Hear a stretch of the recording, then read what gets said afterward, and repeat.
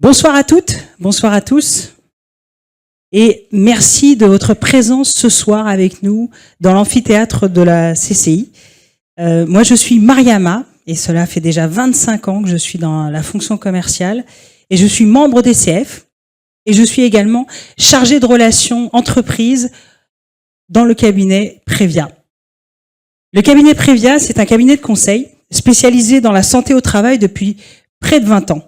Nous sommes reconnus pour des accompagnements, nos accompagnements individuels et sur mesure, notamment à l'accompagnement au retour au travail après une longue absence, mais également dans le maintien dans l'emploi auprès des collaborateurs en difficulté.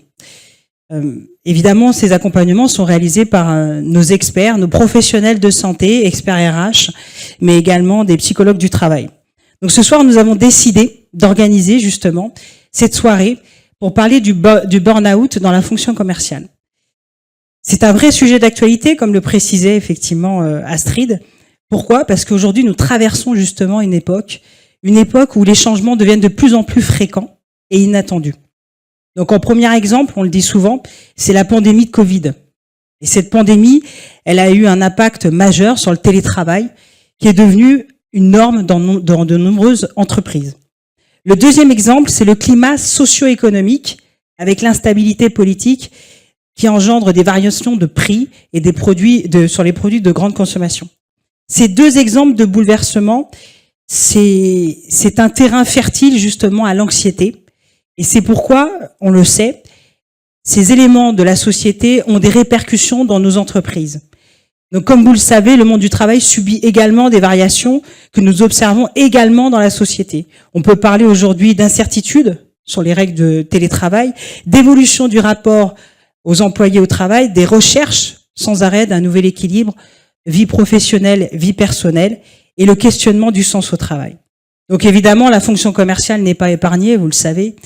Nous subissons de plus en plus de concurrence, la concurrence est plus rude, les clients sont de plus en plus exigeants, et comme vous le savez également, l'atteinte des objectifs est de plus en plus ambitieuse, surtout dans un contexte dégradé au niveau économique. C'est pourquoi aujourd'hui, prévenir, c'est plus que jamais un temps fort et un temps important ce soir, le burn-out dans la fonction commerciale. Donc merci encore au DCF d'avoir accepté de co-organiser cette soirée. Donc je vous remercie toutes et tous pour votre attention.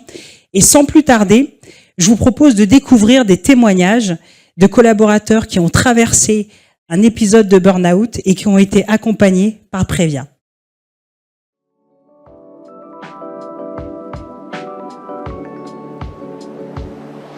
Je dis souvent qu'avant d'être malade, j'aurais pu me décrire comme un cerveau qui était directement posé sur mes pieds. Puisque j'étais dans le déni, je ne pouvais pas m'apercevoir de ces signaux. Je les vivais, mais je ne pouvais pas mettre de mots dessus. C'est venu progressivement. Au début, c'était juste une fatigue, une sensation de courir après le temps, après les clients, après les objectifs. En fait, j'avais l'impression de jamais en faire assez. Le travail, c'était devenu une obsession pour moi. Je me disais, t'inquiète pas, c'est normal, tout le monde vit ça après tout. En fait, vous êtes bien, vous avez l'impression d'être bien, et à l'intérieur de vous, ça vous ronge, ça vous bouffe, ça vous monte en colère. Après, il y a des gens, ils vont plus être se morfondre. Moi, c'est plus la colère qui sortait, en fait. Le premier point, c'est que quand on le vit, quand on y est, on ne s'en rend pas compte. Clairement, celui qui dit « je fais un burn-out », à mon avis, je pense qu'il en fait pas un, pour de vrai. C'est qu'en fait, on va tellement loin qu'on ne se rend plus compte de ce qu'on fait.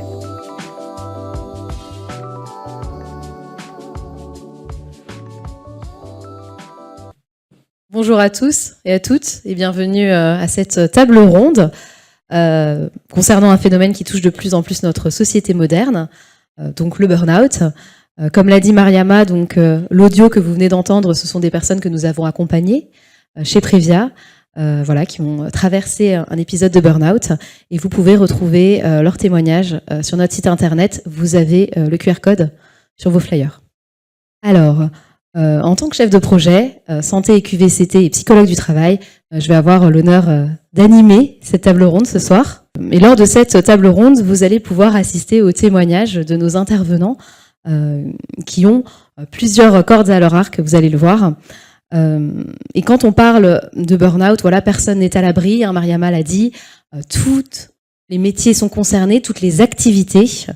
Mais si je vous parle d'un métier qui allie pression commerciale, charge de travail, déplacement, enchaînement de réunions, la fonction commerciale est un candidat idéal au burn-out.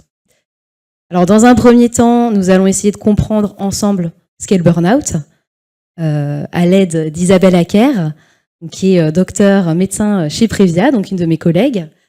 Ensuite, nous aurons plaisir, à travers le témoignage de Blandine Guégan, d'en apprendre plus sur le vécu d'une personne qui a vécu un burn-out, de sa manifestation au processus de guérison. Et enfin, nous parlerons bien entendu de la prévention et du rôle ô combien important de l'employeur avec Théophile Vergrit. Sans plus tarder, je vous propose de découvrir nos intervenants. Et donc, bonsoir à tous les trois et merci d'avoir répondu présent ce soir. Alors, qui êtes-vous et en quoi le burn-out est un sujet qui vous parle? Blandine, à toi l'honneur. Merci. Blandine Guégan, donc moi je suis directrice commerciale Act4Skill, qui est un cabinet de conseil et une agence de communication RH du groupe Actual. En quoi ça me concerne, c'est ça? Moi j'en ai fait un.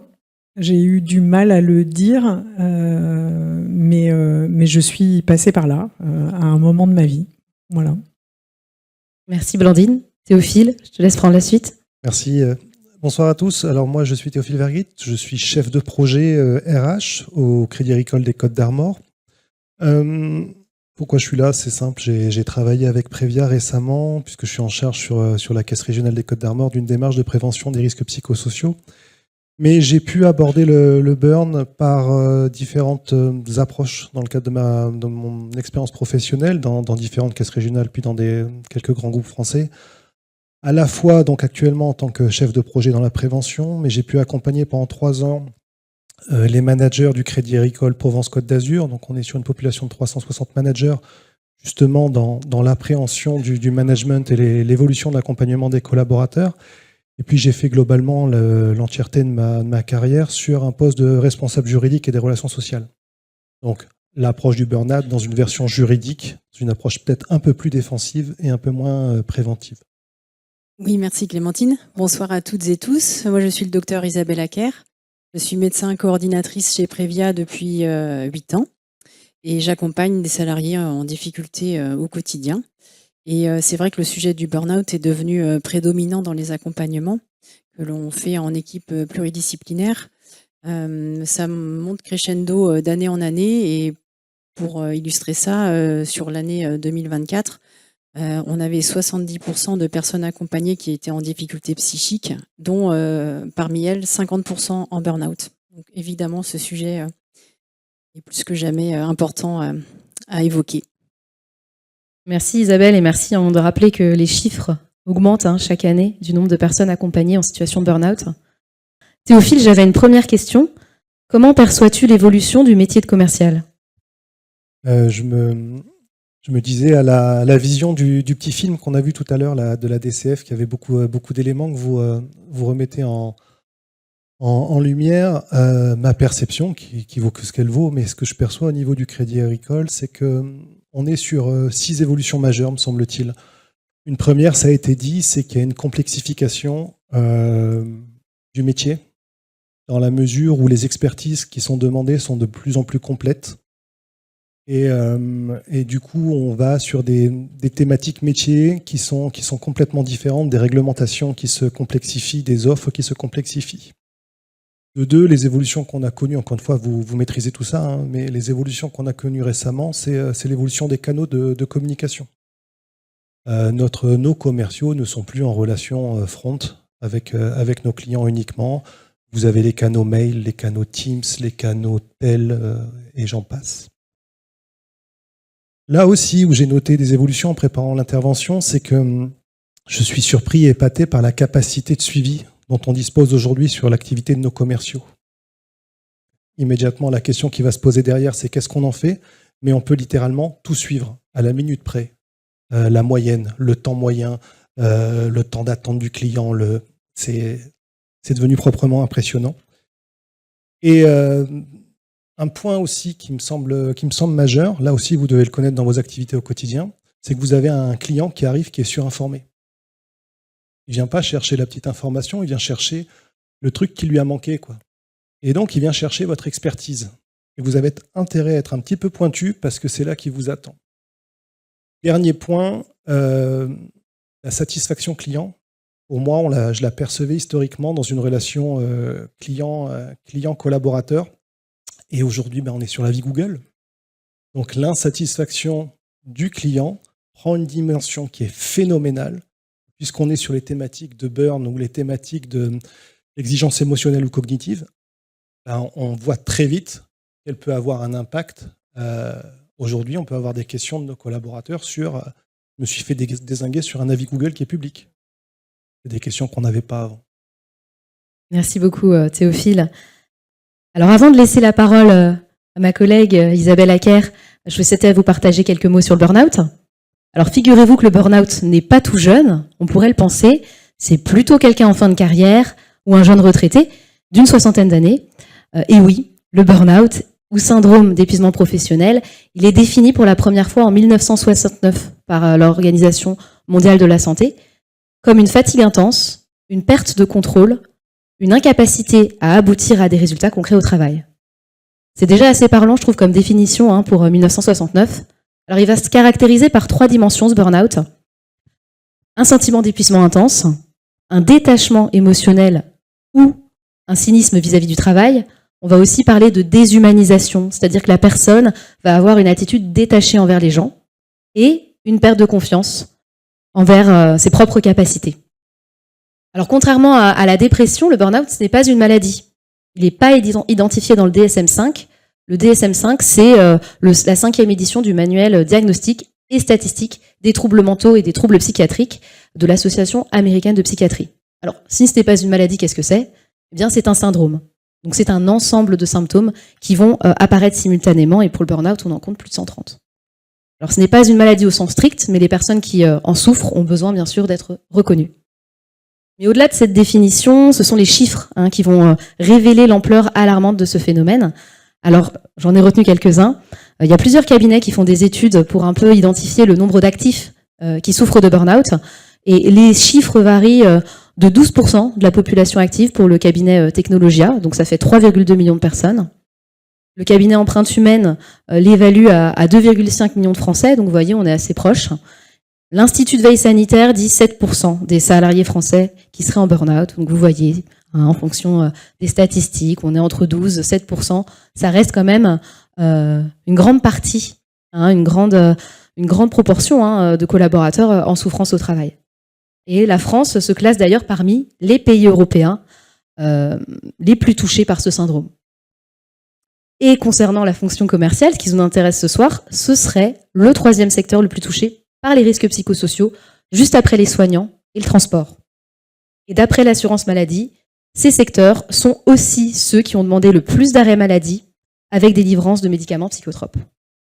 Alors ces statistiques, elles soulignent l'urgence de comprendre, prévenir et traiter le burn-out dans notre société. Et donc, c'est précisément l'objectif de cette table ronde aujourd'hui. Alors Isabelle, j'avais 2 premières questions. Donc, quels sont les impacts du burn-out à la fois sur la vie professionnelle et sur la vie personnelle, et bien sûr dans la fonction commerciale, et quels sont les effets à la fois psychiques et physiques ? Eh bien justement, suite à la définition que tu viens de donner et qui est très complète, on peut donc facilement comprendre que le burn-out impacte à la fois la vie professionnelle et personnelle à travers tout un cortège de symptômes que l'on va répertorier en 5 catégories. Donc d'abord des symptômes plutôt d'ordre émotionnel, avec de l'anxiété, une tristesse de l'humeur, éventuellement aussi de l'irritabilité, un émoussement des affects, donc plus d'émotions.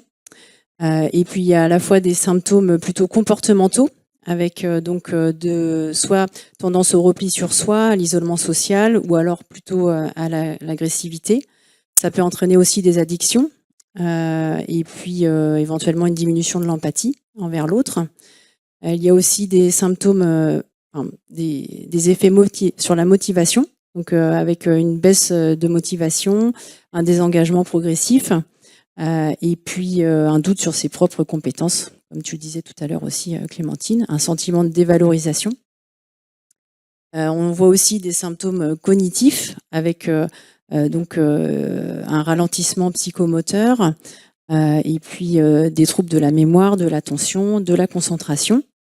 Et on trouve aussi dans le burn-out des symptômes physiques non spécifiques qui vont être les troubles du sommeil, la fatigue, des douleurs, une perte d'appétit. Et l'impact, il est vraiment général au niveau physique, avec une augmentation de l'inflammation et du stress oxydatif qui, à long terme, peut entraîner un vieillissement prématuré au niveau des cellules et puis un risque accru de maladies cardiovasculaires et métaboliques. Et donc, je vais faire un bref aparté sur l'exposition au stress chronique qui a des répercussions cérébrales clairement décrites.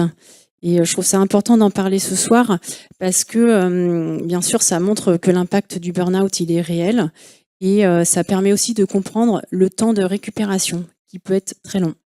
Donc, vous voyez ici, l'amygdale, c'est le cerveau de la survie.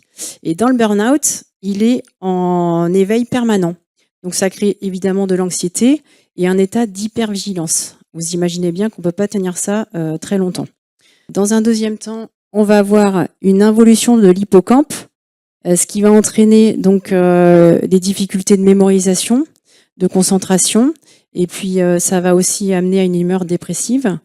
Et parallèlement, il y a aussi une inhibition du cortex préfrontal, et qui va donc entraîner une diminution de la flexibilité cognitive, un ralentissement psychomoteur et une difficulté de la gestion des émotions. Donc, dans une fonction commerciale, on imagine bien que la relation avec la clientèle, elle peut être impactée par ces troubles comportementaux et émotionnels. Et puis la notion de déplacement, évidemment, aussi est impactée par la fatigue, les troubles du sommeil. Il peut y avoir une mise en danger du salarié ou de la salariée. Alors Isabelle, tu le disais, quand on parle de burn-out, on parle d'exposition à un stress qui devient chronique, prolongé. Est-ce que tu peux nous expliquer quelles sont les phases justement du syndrome d'adaptation au stress? Alors on va vous montrer un schéma qui a été fait par Hans Selye. Et donc le burn-out, il va se manifester en 4 grandes phases. Donc vous avez initialement le salarié ou la salariée est dans une phase d'engagement. Elle a plaisir à travailler, elle se sent efficace, elle est en pleine possession de ses moyens. L'agent stressant va créer une réaction d'alarme. Et si le stress devient chronique, on va avoir une dégradation sur le plan physique et psychique qui va s'instaurer. Et on entre alors dans une seconde phase qui est une phase de résistance qui peut se décliner en 2 étapes également. Une première phase de surengagement où la personne va quand même avoir du plaisir à travailler, mais elle va aussi commencer à percevoir des symptômes comme de l'anxiété, des troubles du sommeil, elle peut se sentir plus irritable. Et dans cette phase-là, finalement, la personne va continuer de s'engager et elle va rentrer dans une deuxième sous-étape où il y aura une disparition de tous ces symptômes d'alerte et elle va rentrer dans un phénomène d'accoutumance, d'habituation au stress. Et finalement, dans une troisième phase, elle va atteindre les limites de sa résistance et donc elle va rentrer en phase de rupture. Et là, la personne va s'acharner, elle va de nouveau percevoir les symptômes qui avaient disparu juste avant. Et puis finalement, quand la personne va se retrouver à ne plus pouvoir du tout gérer le stress chronique auquel elle est exposée, elle a épuisé toutes ses ressources, elle arrive en phase d'épuisement. Et c'est une phase qui est un véritable effondrement psychique et physique et qui va alors nécessiter des soins et potentiellement un long arrêt de travail. Je trouve que ce schéma, il est très parlant. Hein. Il permet de bien visualiser ce processus du stress. On le doit à Hans Selye d'ailleurs, donc c'est vraiment un travail qui fait consensus quand on parle du stress. Alors, Isabelle, on entend souvent dire que le burn-out, c'est pour les personnes fragiles, les personnes faibles. Moi, ça ne m'atteindra jamais. Bien sûr, c'est complètement faux. Hein, je joue la provoque en disant ça. Mais est-ce qu'il y a tout de même des profils qui sont plus susceptibles d'être concernés, d'être à risque d'avoir un burn-out? Oui, le burn-out, il concerne vraiment tout le monde. Il y a quand même des personnalités qu'on décrit et qui sont prédisposées au burn-out. Donc, le candidat ou la candidate de choix serait la personnalité perfectionniste, où la personne va avoir une valeur travail très forte. Elle va être très exigeante envers elle-même et autrui, parfois même tyrannique. Et voilà, elle ne se donne aucun droit à l'erreur. Une deuxième catégorie, enfin personnalité, pardon. Alors ça va être le manque de confiance en soi qui arrive en deuxième. Voilà, où là la personne va avoir tendance à se dévaloriser. S'il y a un échec, elle va s'incomber la responsabilité assez facilement. Et puis elle va compenser en fait pour éviter un potentiel échec. Ensuite, ça va être la personne qui va se sentir en manque de compétences. Donc, ça peut être vraiment une carence professionnelle, hein, où finalement la personne est en difficulté sur son poste et elle va le redoubler d'efforts pour se sentir valorisée. Et puis, un dernier type de personnalité, ça va être la faible affirmation de soi, où là, la personne n'arrive pas à poser de limites et puis elle ne respecte pas ses besoins et donc elle a un manque d'estime d'elle-même. Merci beaucoup Isabelle. Alors Blandine, je me tourne vers toi. Est-ce que ce sont des éléments qui te parlent, notamment les profils types? Ouais, les profils types. Moi, je pense que je suis plutôt dans le premier là, hyper exigeante. Avec moi surtout, j'avais pas la sensation d'être exigeante avec les autres. Ils me l'ont bien rappelé. Donc oui, je pense que je suis plutôt dans le premier quart là. Ce qui est hyper intéressant, c'est le chemin. Je pense que tu as dit à un moment, on est hyper engagé et puis surengagé finalement. Moi, je pense que le moment où je suis tombée, c'était sous-jacent depuis, c'est pas des mois, je pense que c'était des années en fait. Mais je ne m'écoutais pas. Tu parlais des déplacements, par exemple. Oui, moi je disais, je pars le lundi, je rentre le vendredi et c'est normal et tout va bien. Ben non, en fait, non, tout n'allait pas bien. Et quand on me demandait d'en faire plus, je faisais. Je me posais pas la question vis-à-vis de moi, en fait. Et au moment où tu tombes, c'est pas au moment où tu tombes où tu te poses cette question-là, mais quelques temps après, tu te dis, peut-être on peut fonctionner autrement. Mais je pense que ce sur-engagement ou surinvestissement, oui, c'était vraiment dans les symptômes que j'ai lus après, pas sur le coup. Hein. Si je peux me permettre, je ne l'ai pas dit tout à l'heure, mais c'est souvent l'entourage qui va alerter la personne. La personne en burn-out ne va pas forcément se rendre compte de tous ces symptômes-là. Mais c'est plutôt l'entourage qui va dire, mais là, vraiment, c'est insupportable à la maison, il faut faire quelque chose. Ou alors, il y a vraiment la phase de rupture, d'effondrement, où là, la personne n'arrive même plus à aller chez son médecin, c'est quelqu'un de la famille ou collègue qui l'emmène, quoi. Alors, Isabelle, tu accompagnes quotidiennement des personnes qui souffrent de burn-out. Est-ce qu'il y a un cas qui t'a particulièrement marqué, touché? Alors, j'ai pas forcément un cas en tête en particulier, mais en tout cas, moi, je suis toujours très impressionnée par le chemin parcouru par les gens qu'on accompagne chez Previa, parce que souvent, en début d'accompagnement, ils ne croient plus en rien, ils sont complètement vraiment, ils ont perdu confiance, et puis petit à petit, avec alors, bien sûr les soins qu'ils ont pu mettre en place bien sûr, avec leur entourage médical ou paramédical, et puis nous, ce qu'on va pouvoir mettre en place en parallèle. Ils reprennent vraiment confiance et en tout cas chez Previa, on a à cœur de leur redonner confiance en leur santé et en leurs compétences professionnelles qui sont toujours là, mais ça ils l'oublient souvent et on est là pour leur redire ça et puis les aider à trouver un nouveau projet pour être épanouissant. Et puis peut-être une notion que je peux vraiment appréhender depuis 8 ans que je travaille chez Previa. C'est finalement l'hypersensibilité au stress qui est quand même très souvent persistante après un burn-out. Ça peut faire peur aux personnes qui ont traversé ça. Et moi, j'ai tendance à leur dire que finalement, alors certes, c'est quand même présent, mais les personnes qui ont vécu un burn-out peuvent aussi le voir comme une force et non une faiblesse.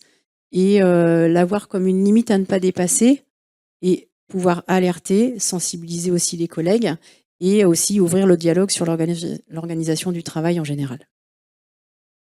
Merci beaucoup Isabelle. C'est vrai que quand on traverse un burn-out, et on le voit chez les personnes qu'on accompagne au quotidien, quand on est vraiment au tout début du burn-out, on a l'impression qu'on va jamais s'en sortir, qu'on va jamais retrouver nos capacités d'avant. Et c'est vrai que c'est impressionnant de voir le parcours de ces personnes et de se dire que finalement, on trouve toujours des moyens. Hein. L'être humain est quand même quelqu'un de combatif qui arrive toujours à trouver des solutions pour surmonter ça et devenir quelqu'un d'autre.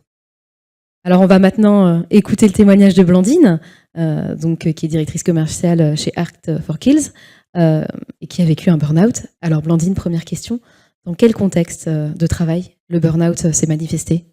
Dans un contexte extrêmement surchargé, pas que professionnel, enfin professionnel oui, mais j'avais aussi au sein d'associations des responsabilités importantes. Je me suis pas ménagée, en fait, je me suis pas écoutée jamais, sauf le jour où j'ai pas pu ouvrir mon ordi.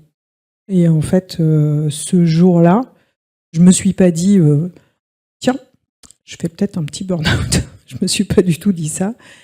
J'ai paniqué complet. J'ai appelé mon associé à l'époque en lui disant je peux pas. Tu peux pas quoi ? Je peux pas.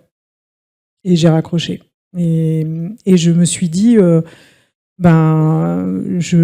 sais pas pourquoi je peux pas, je ne connais pas la raison, je sais pas comment je vais m'en sortir, mais là je sais que je peux pas. Et tout s'est arrêté en fait. Je n'ai rien pu faire. Absolument rien. Je ne pouvais pas parler, je ne pouvais pas bosser, je pouvais pas appeler qui que ce soit. J'étais, je sais pas, en dehors de moi, quoi. Et ça s'est manifesté vraiment dans un moment de surcharge. Mais ce que je disais tout à l'heure, la surcharge, je l'avais depuis 15 ans, je pense, et je m'en contentais. Moi, je disais, j'ai pas le temps de faire quoi que ce soit, et ça me va bien, c'est super. Quand on me disait repose-toi, je disais bah ouais, quand je serai morte, en fait, je me reposerai. Et en fait, cette surcharge-là, je pense que je l'ai entretenue, moi. On ne l'a pas entretenue pour moi, en fait. Je l'ai vraiment entretenue, moi. C'est intéressant aussi d'analyser ce qui vient de soi et puis ce qui peut venir parfois de l'employeur, de l'organisation du travail. Est-ce qu'il y a eu quand même des signaux d'alerte, des symptômes physiques, psychiques ? Est-ce que tu as rencontré des difficultés ?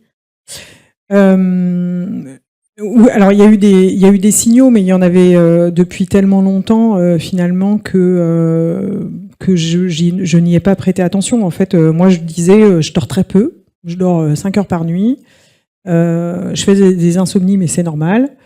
Donc quand je me réveillais, je faisais des trucs, j'allais faire des machines, je repassais, je faisais de la couture en pleine nuit, voilà, mais c'était normal en fait puisque j'étais comme ça. Et je me disais voilà, moi je suis quelqu'un qui dort pas, quoi. Et puis quand ça s'est déclaré, je dormais plus, ça c'est sûr, et j'ai eu très peur de ça en fait, du fait que je dormais pas, parce que quand je suis tombée, je dormais 2 heures, 2 heures et demie, et c'était tout, quoi. Et je ne pouvais pas aller au-delà. Et en fait c'est au moment où vraiment ça s'est intensifié, je me suis dit il faut que je fasse quelque chose, parce que j'ai toujours entendu dire qu'à un moment donné, si on dort pas, on meurt. Et moi, j'avais pas envie de mourir. Donc, je me suis dit, il faut faire quelque chose. Donc, j'ai eu ça, cette incapacité à dormir alors que j'étais morte de fatigue. Le fait de se mettre à table, c'était compliqué. J'arrivais pas à manger grand-chose. Et puis j'avais mal partout en fait, j'avais mal au dos, j'avais mal au bide, j'avais toujours un mal quelque part. Donc voilà, les symptômes c'était ça. Et quand tu dis c'est la famille qui s'en rend compte, en fait moi ma famille elle a été particulièrement incroyable, et ma famille DCF aussi a été incroyable, parce que certains s'en sont rendus compte et m'ont écouté, m'ont accompagné, donc ça c'était chouette. Mais ma famille perso, elle savait pas quoi faire de ce truc-là, en fait. Elle me voyait bien dans le canapé, plus parler, regarder dans le vide, pas être capable de partir en déplacement, et ils ne savaient pas quoi faire.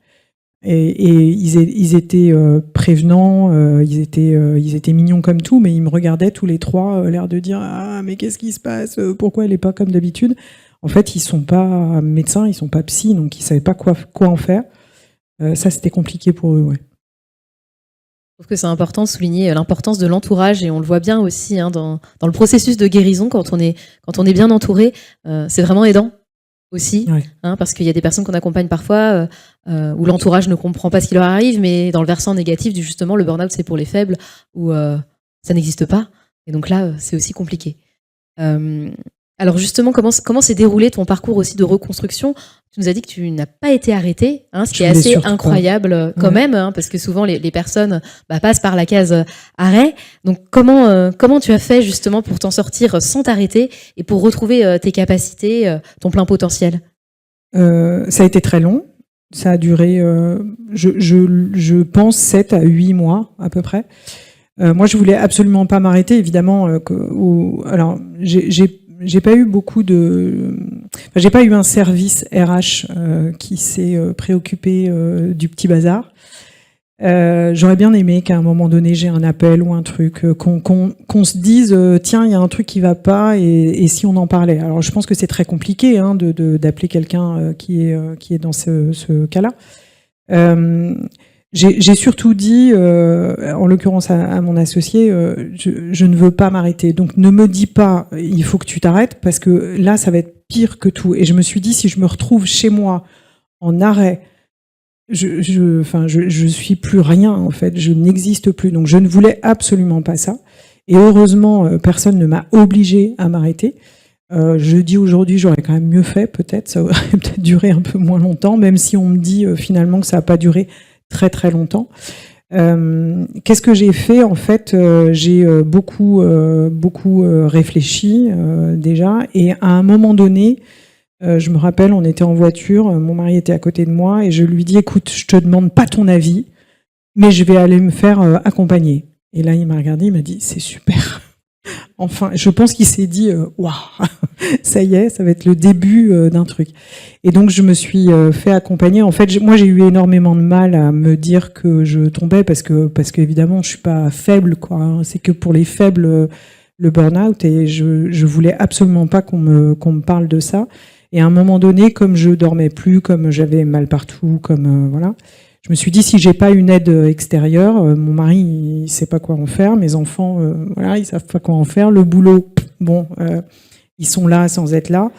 Je pense que ouais, j'ai besoin d'un accompagnement, et donc du coup, je suis allée voir quelqu'un pendant plusieurs mois, et ça m'a aidé en fait à reconstruire différemment. En fait, je me suis dit, si je fais toujours la même chose, si je ne change rien, professionnellement parlant, parce que j'étais absolument persuadée que c'était le côté professionnel, et j'en suis toujours persuadée aujourd'hui, mais il n'empêche que ça venait de moi quand même.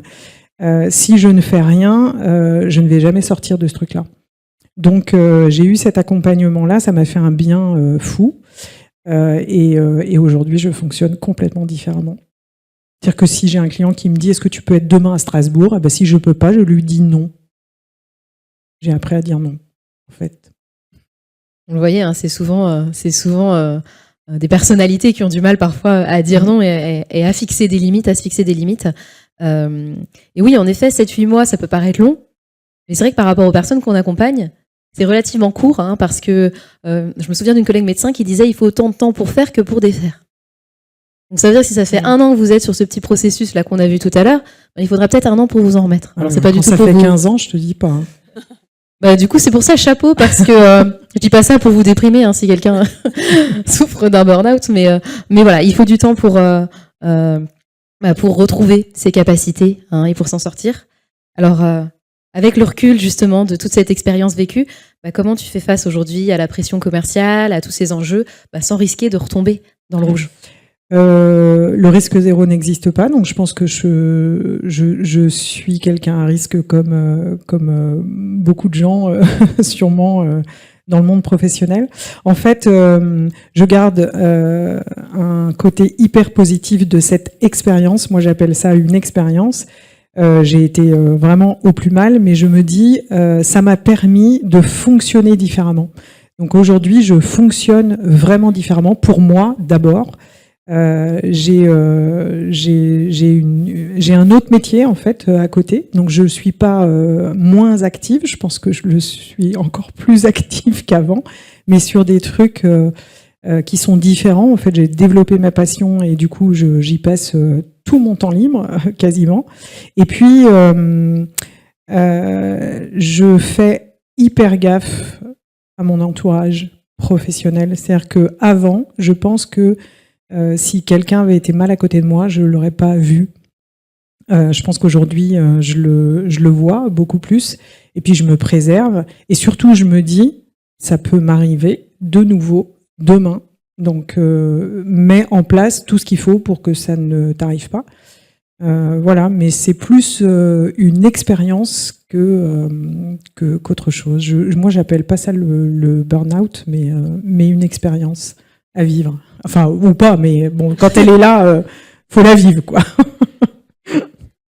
Merci pour ce partage et pour finir sur une note positive. Alors Isabelle, je me tourne vers le regard du médecin. En tant que médecin, comment tu analyses le parcours de Blandine et quels conseils finalement tu donnerais pour éviter de tomber dans un schéma d'épuisement, de retomber dans un schéma d'épuisement? Je trouve que Blandine a très bien décrit tous les différents processus qu'on a pu évoquer tout à l'heure.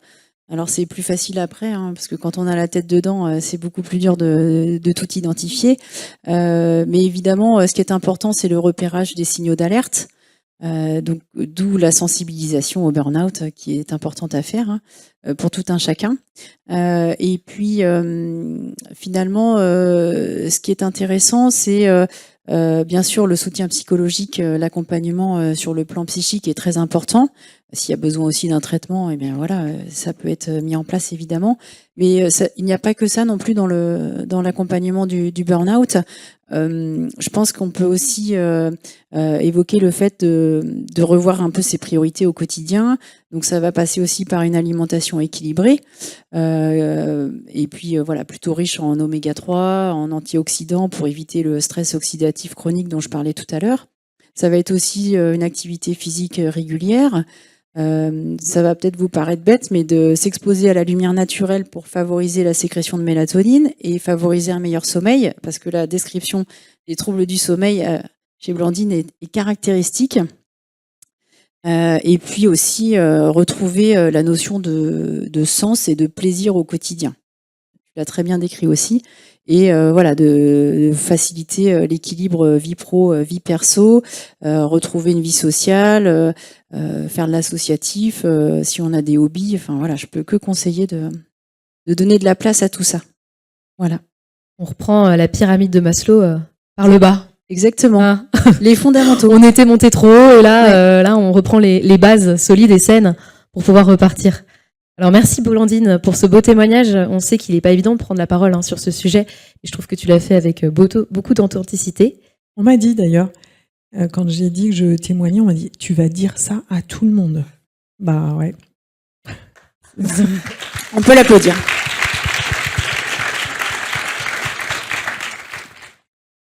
Passons maintenant à la prévention, aux solutions.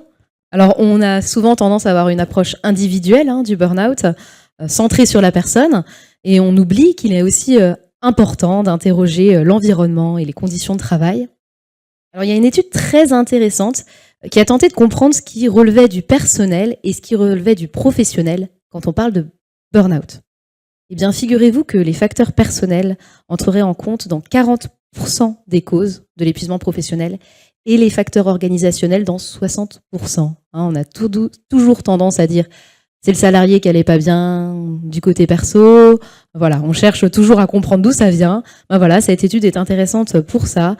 Et parmi les facteurs organisationnels qui impactent beaucoup, eh bien, il y a la qualité du management.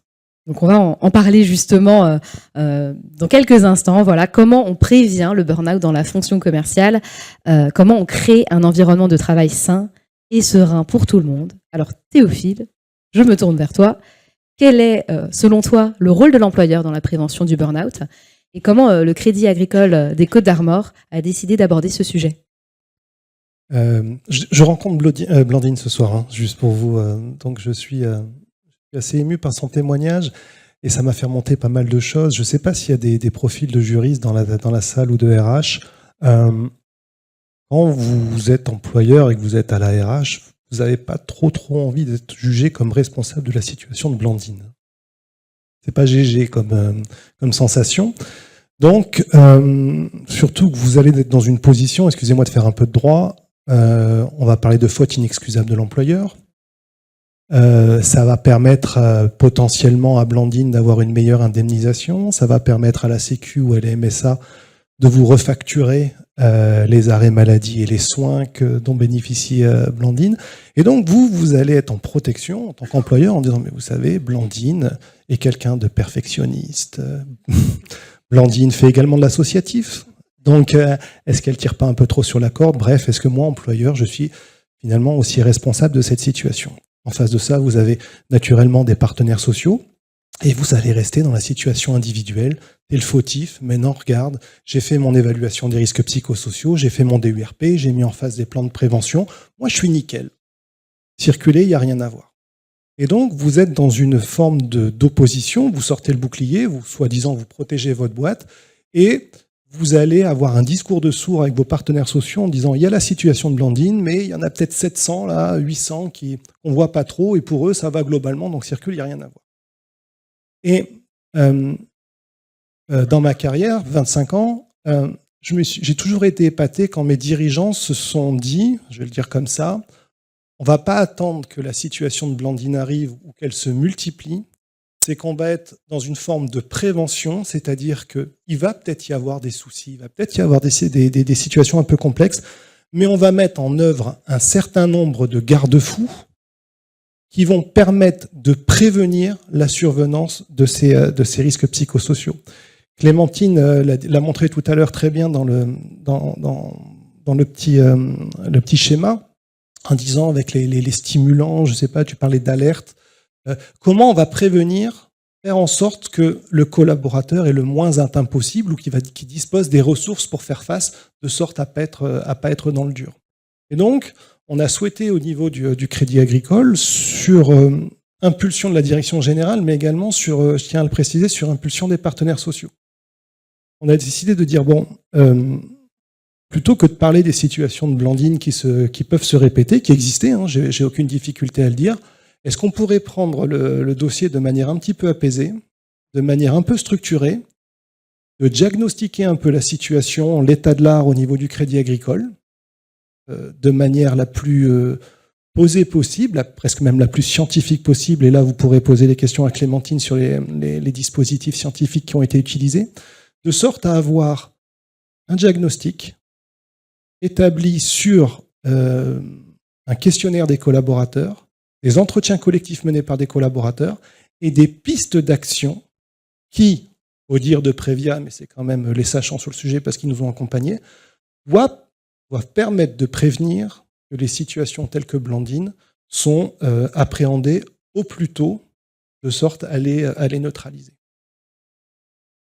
On est assez fiers de ça parce que c'est une démarche qui n'est pas totalement naturelle pour un employeur que de dire « je vais prévenir plutôt que guérir ».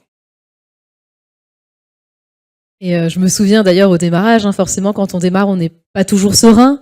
Il y a eu une vraie collaboration, tout le monde autour de la table a pu s'exprimer, hein. Vous avez mis en place un comité de pilotage avec justement des représentants des partenaires sociaux, des représentants de la direction, des représentants salariés, et ça a permis vraiment que chacun trouve sa place dans le dialogue, un dialogue constructif, et on n'est jamais serein hein, quand le diagnostic est posé et quand le CODIR se retrouve autour de la table en disant mais qu'est-ce qui va en ressortir, et finalement vous avez vraiment pris le sujet, vous l'avez exposé tel quel aux salariés, en ne cachant aucun sujet, hein. À aucun moment vous avez dit bon bah Prévia, ce sujet-là on n'aimerait pas trop l'aborder parce que ça nous dérange, et c'est ce qui a permis aussi hein, d'embarquer les collaborateurs sur ce sujet.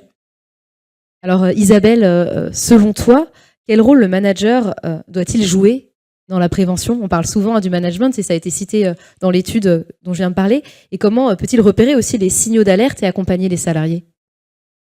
Eh bien, effectivement, le manager ou la manageuse a un rôle primordial et il doit bien connaître finalement les facteurs de risque du burn-out pour mieux les prévenir. Et donc, Théophile en parlait juste à l'instant. Un des facteurs connus du burn-out, ça va être la pression du chiffre, vraiment la charge de travail. Et donc, l'idée, ça va être bien sûr de définir des objectifs réalistes avec la mise en place de moyens humains et techniques adéquates pour y arriver. Et puis un deuxième facteur de risque très connu et important du burn-out, ça va être la charge émotionnelle. Et évidemment, dans des fonctions commerciales, la relation avec la clientèle peut être parfois complexe. Et donc, effectivement, pour aider les collaborateurs, il peut être mis en place et proposer des formations, voire même des groupes d'analyse de la pratique. On peut le faire chez Previa d'ailleurs. Voilà. On donne l'exemple. Et puis aussi, ça va être de faciliter l'autonomie du collaborateur ou de la collaboratrice, parce qu'on sait que voilà, ça facilite l'organisation du travail. Les personnes se sentent valorisées et seront aussi plus investies dans leur mission. Alors, Blandine, est-ce que ce sont des exemples qui te parlent? Voilà, est-ce que pour toi ou justement auprès de tes équipes, voilà, c'est des choses qui te parlent? Et est-ce qu'il y a des choses qui auraient pu faire la différence, justement?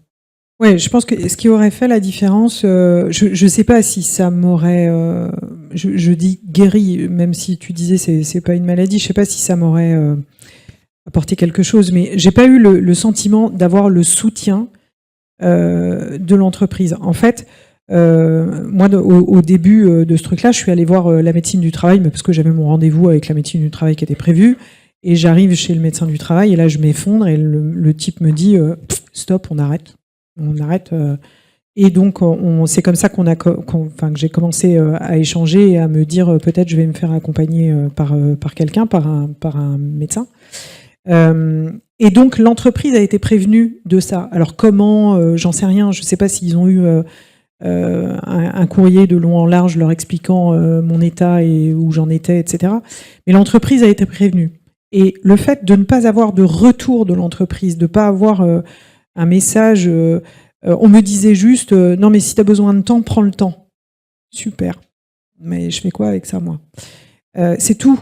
J'ai pas eu de en fait j'ai pas eu la sensation qu'on reconnaisse le truc, qu'on m'aide, qu'on m'accompagne. Je sais pas ce qu'ils auraient pu faire, hein. Franchement, je leur laisse la responsabilité du truc, mais j'ai pas eu cette sensation-là, et je trouvais qu'en plus de ma situation qui était pas simple, j'avais la sensation qu'on n'en avait rien à secouer dans la boîte. Et ça, je me disais, tout ça pour ça, franchement, en termes de reconnaissance, ça m'a vachement affecté de pas avoir ça. Et aujourd'hui, c'est pour ça que, alors je sais pas si je le fais bien, mais en tout cas, je suis dans l'observation vraiment des gens qui sont dans mon équipe.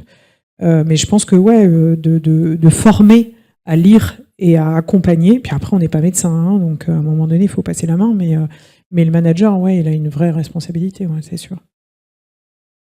Alors Théophile, on va parler solution, action. Hein, on parlait justement de ces pistes, de ces actions. Quelles actions concrètes peuvent être mises en place au sein de l'entreprise pour favoriser une culture de prévention, que ce soit en termes de communication, d'objectifs réalistes, hein, Isabelle en parlait, d'équilibre vie personnelle, vie professionnelle? Exactement. Encore une fois, hein, là, on est vraiment dans cette démarche de prévention. C'est d'arriver à éviter que ces situations sont arrivées. Après, il y a des accompagnements qui peuvent se faire, mais je ne vais pas les évoquer ici. Par rapport à ce que tu as vécu, Blandine, on peut aussi, au niveau RH, nous trouver des leviers qui permettent d'accompagner ses collaborateurs. Encore une fois, c'est des convictions qui sont propres, hein, pour les avoir vécues et m'y être confronté. Je pense que sur la prévention, il est nécessaire d'avoir un diagnostic préalable. Sinon, encore une fois, si vous travaillez avec les partenaires sociaux sur le sujet, ils ont leur prisme, vous avez le vôtre, et si on ne pose pas les choses, ça va être difficile de bosser sur les axes d'amélioration. Donc je pense vraiment que de poser la matière au regard de vos spécificités, de votre ADN, de votre structure d'effectifs, de multi-affectation, déplacement, enfin tout ce qui fait que vous êtes vous, c'est nécessaire parce que les leviers sur lesquels vous allez pouvoir jouer me semblent différents. Ça a été dit, mais j'insiste là-dessus, et comme je vous le disais en préambule, ça a été mon métier pendant 2 ans, le management.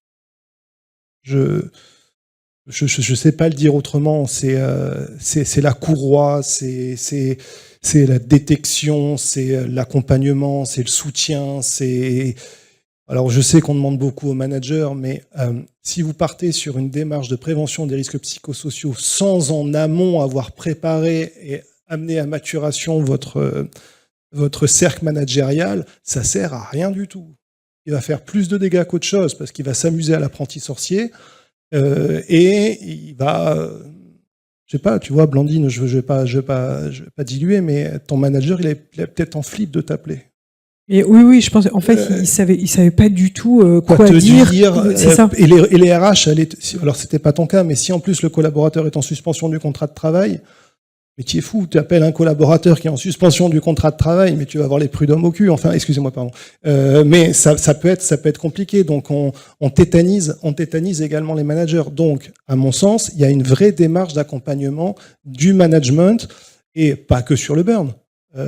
Les soft skills, l'accompagnement. Si on est sur des commerciaux, le management de l'activité. Comment on appréhende le suivi de l'activité commerciale, pas le combien, mais le comment, enfin, toutes des choses que vous maîtrisez bien mieux que moi. Mais il y a à cranter quand même l'approche managériale. Ça me semble un point fondamental. Naturellement, le pacte social de l'entreprise.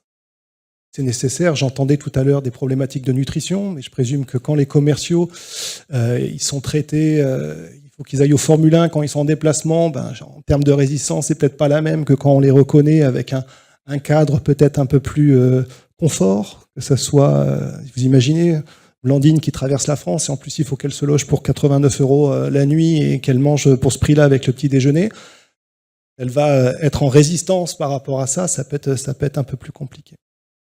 Point, après je reviens sur les actions, mais point aussi qui me semble très important dans nos têtes, à nous RH, c'est qu'on fait plein de choses, mais on ne sait pas les dire. C'est pas le faire savoir. Donc à un moment, il est important aussi qu'on arrive à avoir une communication, c'est pas du marketing RH, mais de rappeler tout ce qui est fait par l'entreprise où vous baignez dedans. Vous savez qu'il y a des cellules psychologiques d'assistance des collaborateurs, vous savez qu'il y a tout ce qu'il faut, des batteries d'accompagnement, mais les gens ne le savent pas, ce sur quoi vous bossez pour prévenir. Donc on a un vrai challenge de communication, je pense, en termes RH, sur le faire savoir ce qui est réalisé.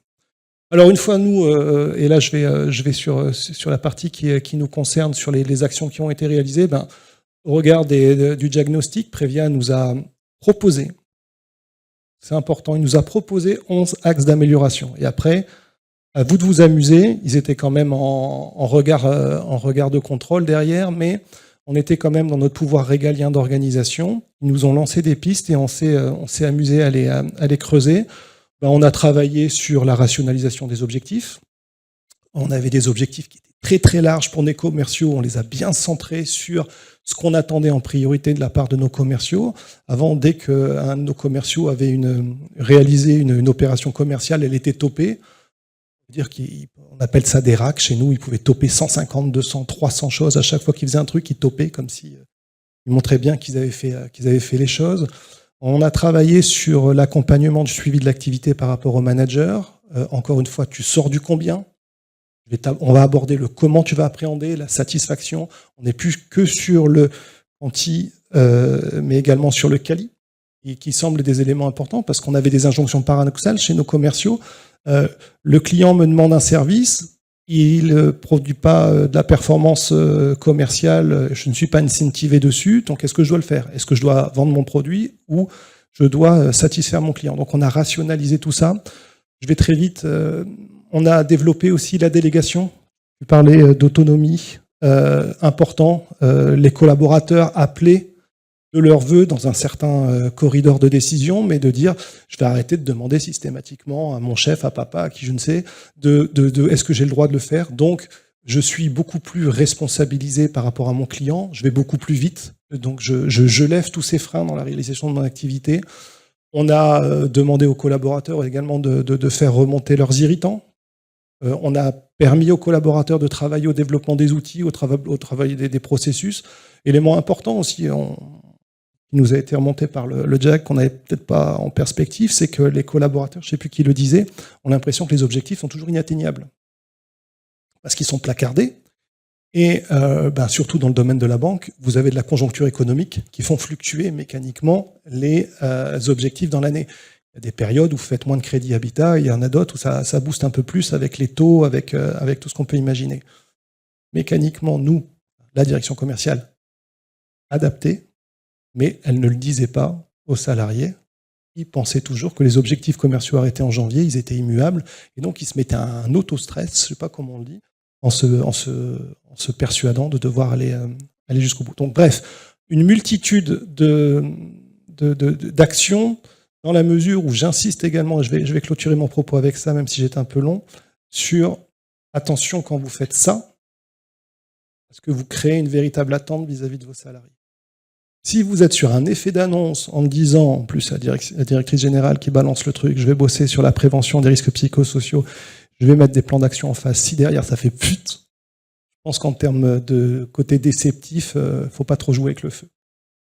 Merci. Merci, et c'était important de conclure par ces propos. Voilà, un diagnostic, c'est pas juste par curiosité, hein, bien sûr, c'est pour ensuite mettre des solutions en place et impliquer les collaborateurs dans ces recherches de solutions, et c'est ce que vous avez fait. Alors, on peut pas conclure sans parler aussi de ces collaborateurs qui traversent un burn-out, soit parce que l'entreprise les a pas accompagnés, soit parce qu'il y a d'autres fragilités. Mais justement, une fois que la personne va mieux, Isabelle, quelles sont les solutions, les conseils qu'on peut donner pour une reprise durable du travail après un burn-out ? Eh bien, une reprise durable, c'est déjà une reprise bien préparée. Quand la personne est en arrêt maladie depuis très longtemps, c'est comme si elle reprenait un nouveau poste, hein, finalement, à son retour. Et donc, l'idée, c'est qu'elle soit au courant de ce qu'elle a le droit de faire. Et bien sûr, si la personne est en arrêt maladie, elle a tout à fait le droit d'aller voir son médecin du travail en visite de pré-reprise. Il existe aussi le rendez-vous de liaison, qui est un rendez-vous tripartite entre l'employeur, le médecin du travail et le ou la salariée. Et donc, vraiment, c'est pour bien préparer la reprise, poser le cadre de la reprise, les limites, encore une fois. Et puis, aborder la question du temps partiel thérapeutique, qui peut permettre de poursuivre des soins en parallèle et puis de retrouver le rythme progressivement. Et souvent, on avait toujours tendance à parler de mi-temps thérapeutique, mais c'est vraiment... ça va au-delà de ça. La personne, elle peut tout à fait reprendre à 20%, 30% de son temps de travail et puis aller crescendo en faisant des points réguliers avec le médecin qui prescrit l'arrêt et puis le médecin du travail et puis bien sûr l'employeur. Donc ça, c'est vraiment la préparation en amont. Et puis au moment de la reprise, voilà, de prévoir l'émission avec le manager, bien sûr. La salariée peut aussi bien sûr faire un rapport d'étonnement, peut-être quelques semaines après sa reprise, comme ça se fait lors des prises de fonction, des prises de poste. C'est pas forcément très connu, mais ça peut être bien de faire part de ces questions, de ces interrogations, et puis des choses qui marchent et qui ne marchent pas, pour recadrer assez vite, éviter qu'un malaise se pérennise. Et puis le médecin du travail a aussi tout son rôle à jouer dans le suivi de la reprise avec, bien sûr, il y a la visite obligatoire dans les 8 jours, mais après, ça peut être, par exemple, à 3 mois, au moment d'un potentiel renouvellement du temps partiel thérapeutique. Donc ça, c'est au niveau individuel. Et au niveau collectif, tout le monde en a parlé ce soir, c'est important d'être en vigilance partagée, parce que le burn-out, ça peut toucher tout le monde. Et donc, bien sûr, il est important de préparer la reprise en sensibilisant aussi les équipes pour éviter la stigmatisation de la personne qui va reprendre et puis prévenir une rechute et éviter que ça arrive à d'autres. Merci Isabelle. Alors, en effet, je pense que si on interrogeait les collaborateurs, à votre avis, est-ce que le burn-out, c'est que pour les faibles ? Il y en aurait beaucoup qui répondraient oui. Et donc, on peut imaginer aussi les dégâts que ça peut faire quand la personne revient dans l'équipe, s'ils sont au courant de ce qu'elle a traversé et que c'est pas préparé. Donc c'est vraiment important aussi de préparer l'ensemble des collaborateurs à cette reprise et expliquer aussi si cette reprise ne se fait pas à temps plein dès le début pourquoi elle ne se fait pas à temps plein et que c'est pas juste une chance ou quelqu'un qui va avoir tous ses après-midi, mais c'est bien parce qu'elle est toujours dans un processus de reconstruction. Alors, pour conclure, je vais vous demander à chacun une réponse brève, une phrase. Comment pouvons-nous, collectivement, construire un environnement de travail plus sain et plus serein? Blandine?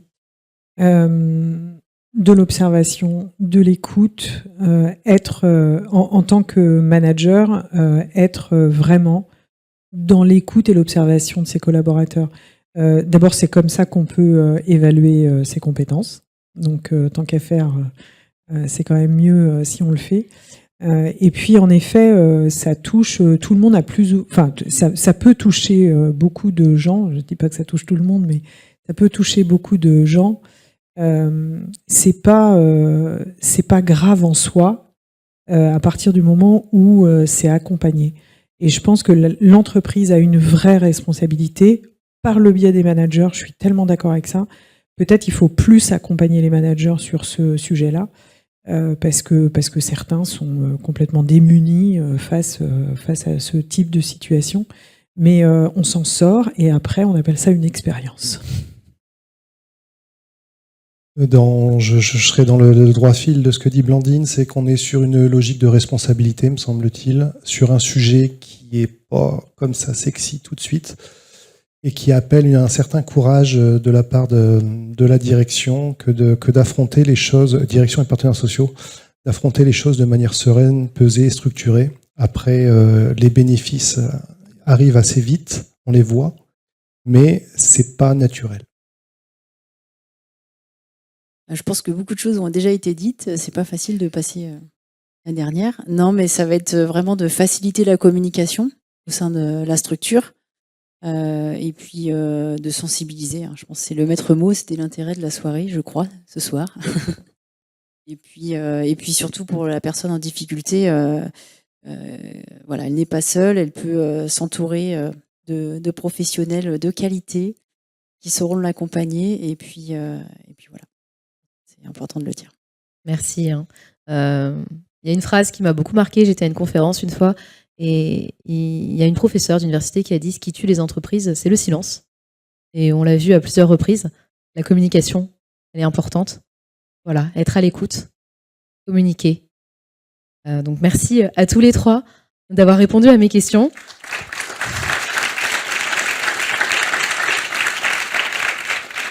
J'ai pris beaucoup de plaisir à partager ces moments avec vous de préparation. Merci. Et place aux questions. Il passe par le copain. Le code du travail vous interdit d'avoir une relation. Vous ne pouvez pas solliciter le collaborateur. Je suis, encore une fois, c'est que mon avis. Donc moi, je suis assez sensible au fait de laisser les choses se faire. C'est-à-dire que le manager qui souhaite prendre des nouvelles, je le laisse faire.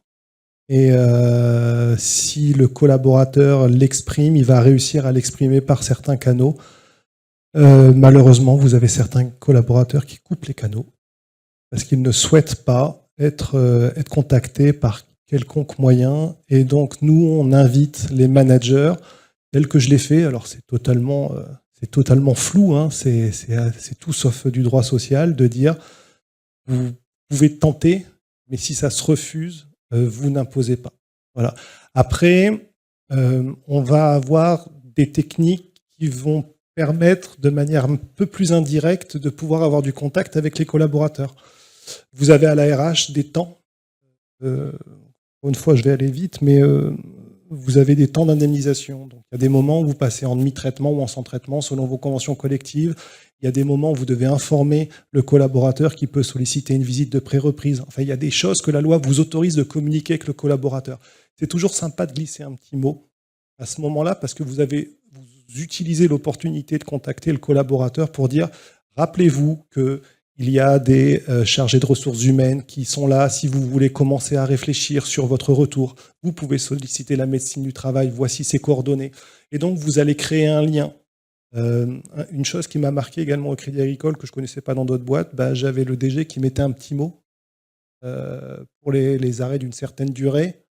ça a un effet bœuf. Vous voyez, c'est des petites choses comme ça. Mais non, techniquement, juridiquement, vous n'avez pas à le faire et ça peut vous être reproché. Est-ce qu'on sait évaluer aujourd'hui le coût d'un burn-out dans une entreprise? Et les dirigeants le sachant, seraient-ils prêts à investir ce budget-là dans la prévention? Je pense que je vais répondre pour la RH, moi, c'est pas quantifié. Sur une des dernières études qui est sortie là, sur la santé mentale au travail, il y avait un coût qui était donné d'absence qui était de 5 500 €, un truc comme ça. Après, c'est une moyenne. Qu'est-ce que ça évalue? Est-ce que ça évalue, par exemple, l'inertie sur une fonction commerciale? Moi, j'ai pas été arrêtée, par exemple, donc ça n'a pas coûté grand-chose à la sécurité sociale. Mais je pense que ça a coûté un peu à la boîte parce que j'ai pas été au meilleur de ma forme pendant quelques mois, donc j'ai pas atteint mes objectifs, j'ai pas sorti tous les contrats qu'il fallait. Donc la moyenne c'était ça. Est-ce que ça répond à votre question? J'en sais rien, mais en tout cas c'est une étude qui est sortie là courant février. La prévention du burn-out. Alors, quand on en est conscient, parce qu'effectivement, tu dis que tu n'en as pas été consciente avant que ça arrive, mais dans la prévention, moi, ma question, c'est plutôt, mais comment on arrive à se poser des limites et à poser des limites aussi à son manager, qui est responsable de l'organisation dans laquelle on est, à un moment donné où c'est pas toujours évident dans cette relation collaborateur-manager, si on n'a pas l'écoute en face, comment est-ce qu'on fait? Et notamment, quand tu es revenu après, tu dis que tu as changé complètement ta façon de travailler, comment tu as fait? En fait, moi, j'ai pas un manager. Enfin, j'avais pas un manager, j'avais un associé, donc c'est un peu différent. Mais c'est moi qui m'imposais tous ces trucs-là. Mais en même temps, on me disait pas non. C'est-à-dire que quand j'avais une réunion à Paris un lundi matin à 8h, on me disait pas non, mais il faut pas que tu partes le dimanche soir. On va faire en sorte que la réunion elle soit plutôt à 9h pour que tu prennes pas le train de 5h. Et puis la dernière réunion le vendredi à 18h, on va plutôt la faire en distanciel. Tout était en présentiel. Voilà. Donc je m'imposais, mais on me disait pas non mais attends, on va peut-être fonctionner autrement parce que t'es loin, parce que t'es pas sur place. Et en fait, ce que je m'imposais, l'entreprise ne m'arrêtait pas. Alors c'est facile à dire, hein. Je pense que elle est pas responsable à 100%, mais en tout cas, on m'a pas dit fonctionne autrement. On m'a toujours dit ah c'est super, t'es là lundi matin à 8h. Ouais. J'ai traversé la France, donc hier soir, on était dimanche.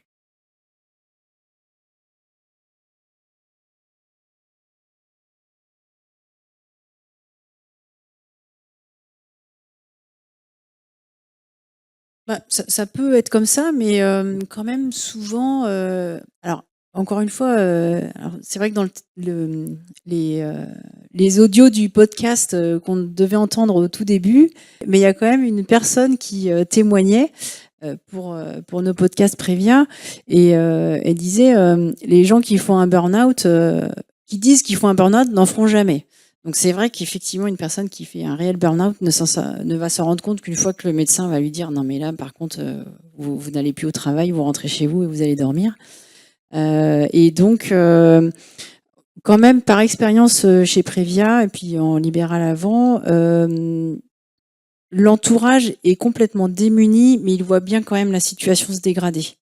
Et on a quand même souvent le témoignage des personnes qu'on accompagne qui nous disent là de toute façon c'était ça ou je divorçais ou enfin bon, après j'exagère peut-être mais c'était vraiment la personne est très irritable, pas du tout patiente à la maison et parce que voilà enfin il y a les impacts qu'on a évoqués tout à l'heure au niveau cognitif, émotionnel et comportementale.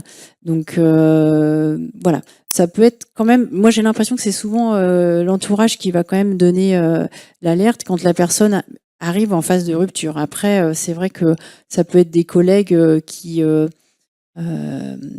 sont peut-être un peu plus distants et qui oseront plus facilement dire les choses. Parce que quand on est au sein de la même équipe, on est un peu tous dans le même bateau, le nez dans le guidon, et on fait pas forcément attention à tout ça. Mais bon, après, je pense que de plus en plus, de personnes sont quand même au courant du burn-out, on a des fois tendance à un peu galvauder le mot. Justement, c'est ça, tout le monde va dire je suis en burn-out parce que voilà, j'ai ci, j'ai ça. Je pense que c'est quand même, même si des personnes le disent à tout vent, c'est quand même important d'en parler et puis de se dire que si on en parle tant que ça, c'est bien qu'il y a des organisations du travail qui ne marchent pas dans ce monde et il faut revoir tout ça. Est-ce que vous pensez que le manque de sens et le manque de reconnaissance peuvent être des facteurs à risque aussi bien que la surcharge de travail? Oui. Moi, je pense que le manque de sens, clairement, c'est-à-dire, on finit par se lever le matin, pour qui, pourquoi. Je vais répondre de façon un peu différente à cette question-là. Moi, j'ai voulu aujourd'hui, depuis que ça m'est arrivé, mettre en place des objectifs qualitatifs. Pas que, je pose pas que la question du combien. Combien tu vas? Je demande aussi comment tu vas. Au début, en tant que DIRCO, moi j'ai dit ce que je veux, c'est savoir quelle est la qualité du travail fait, et c'est là où on a une vraie reconnaissance en fait de comment va fonctionner le collaborateur. On m'a regardé en me disant ouais, mais tu mets quoi comme chiffre en face? Alors je vais pas mettre de chiffres. Ouais, mais ça va être hyper chiant à faire. Ou pas, tu vas passer un bon moment avec ton collaborateur pour savoir comment il a fait et qu'est-ce qu'il a mis en place, quelles sont les actions qu'il a mises en place pour pouvoir atteindre le résultat. Mais évidemment, on va à un moment donné regarder le résultat parce qu'on est DIRCO, donc faut bien du chiffre à la fin. Mais rien que ce truc-là permet quelque part de redonner du sens au travail et surtout de reconnaître que, vous l'avez dit tout à l'heure, dans un moment compliqué, d'activité compliquée, on a vécu une année 2024 particulièrement chahutée, l'année 2025, on en parlait tout à l'heure, ça va être balèze. Bah, peut-être que nos collaborateurs, ils vont tout faire pour y arriver, mais que l'environnement fait que on va avoir des bâtons dans les roues. Bah, c'est quand même hyper important de reconnaître la qualité du travail fourni. Et oui, évidemment, ça c'est essentiel, je pense. Et je m'approche. Le sens, nous, on l'a beaucoup vu aussi avec l'effet Covid, hein, le nombre de personnes qu'on a accompagnées après le Covid parce qu'ils se sont rendus compte qu'ils étaient mieux chez eux, que leur profession n'était pas dite essentielle, qu'ils étaient à l'arrêt et qui se sont dit mais finalement pourquoi je me levais tous les matins et on a eu une explosion des bilans de compétences après le Covid, hein, parce que gros questionnement de quelle est ma place, quel est le sens que je mets derrière mon travail et finalement quelle est la reconnaissance que j'ai en face aussi de ce que je fais. Déjà, je voudrais qu'on les applaudisse parce que vraiment, c'était une très belle table ronde. Bravo. Bravo Isabelle, bravo à Théophile, bravo à Blandine, bravo à Clémentine pour l'organisation, pour la participation et cette table ronde de qualité. Merci aussi à notre directrice générale qui nous a fait l'honneur d'être là ce soir, Mylène Schneider. Donc merci beaucoup à tous et à toutes surtout. Et pour conclure, moi j'ai envie de vous dire une chose, c'est que les équipes en bonne santé physique et psychique sont l'assurance d'une meilleure robustesse. C'est mieux vivre l'incertitude d'aujourd'hui, j'aime beaucoup cette phrase, et celle du monde de demain et du travail et de toute son incertitude qui malheureusement va sûrement venir en 2025. Donc pour les chocs de demain et à venir, sachez que Previa... non, quand même pas. Non, plus sérieusement, en tout cas, on est à votre écoute si vous souhaitez continuer et poursuivre toutes les questions et explorer encore plus avec tous nos intervenants. Merci encore à tous et à toutes. Rendez-vous à l'extérieur. Bravo.